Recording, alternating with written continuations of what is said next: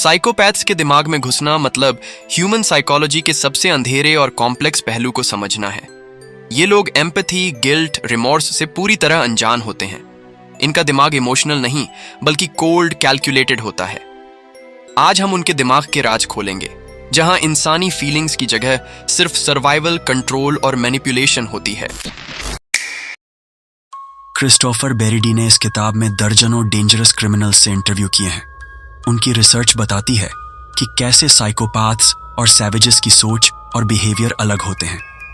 Psychopathy एक clinical disorder है जिसमें इमोशंस के बजाय सेल्फ इंटरेस्ट और मैनिपुलेशन डोमिनेंट होती है, जबकि सैवेजरी ज्यादा इंपल्सिव और ब्रूटल होती है।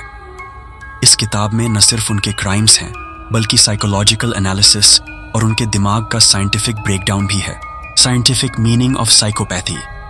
साइकोपैथी एक ऐसा पर्सनैलिटी डिसऑर्डर है जिसमें व्यक्ति में एम्पैथी और रिमॉर्स की कमी होती है। ब्रेन स्कैन से पता चला है कि साइकोपैथ्स के अमिगडाला और प्रीफ्रंटल कॉर्टेक्स में एबनॉर्मल एक्टिविटी होती है, जो इमोशनल प्रोसेसिंग, फियर और इम्पल्स कंट्रोल से जुड़ा होता है। इसी वजह से वो गिल्ट फील नहीं करते और उनके डिसीजंस कोल्ड, कैलकुलेटेड होते हैं। Difference between psychopaths and savages. Psychopaths usually planned और स्ट्रेटेजिक होते हैं। वो ध्यान से अपना विक्टिम चुनते हैं और अपने एक्शंस को कंट्रोल करते हैं। सैवेजेस ज्यादा इम्पल्सिव, इमोशनल और वायलेंट होते हैं, जो अपनी इमोशंस के कंट्रोल में नहीं रहते। दोनों में एक बात कॉमन है, दोनों के अंदर एम्पैथी नहीं होती, जो उनको डेंजरस बनाती है। How psychopaths think.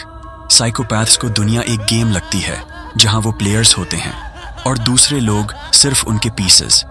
ये लोग इमोशंस को समझने के बजाय उसका यूज करते हैं, अपनी चालाकी दिखाने के लिए, अपने गोल के लिए मैनिपुलेट करने के लिए। उनका decision making process self centred, emotionless और कैलकुलेटिव होता है। Case studies and interviews.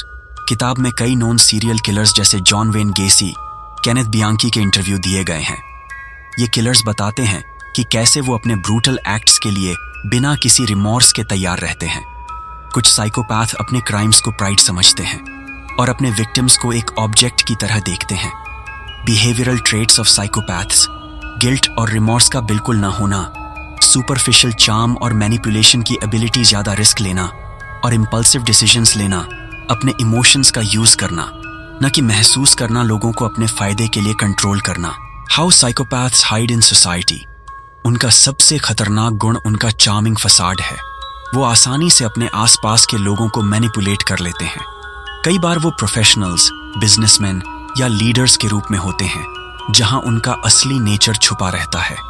ये मास्क उनको डेंजरस बनाता है क्योंकि हमें पता ही नहीं चलता कि हम किसके साथ डील कर रहे हैं। Turn psychopaths change. साइकोपैथी को ट्रीट करना मुश्किल होता है क्योंकि उनमें अपनी प्रॉब्लम समझने की क्षमता नहीं होती। वो चेंज होने में मोटिवेटेड नहीं होते। थेरेपी से कभी कभी हार्मफुल बिहेवियर में कमी आ सकती है, लेकिन उनका कोर नेचर दूर नहीं होता।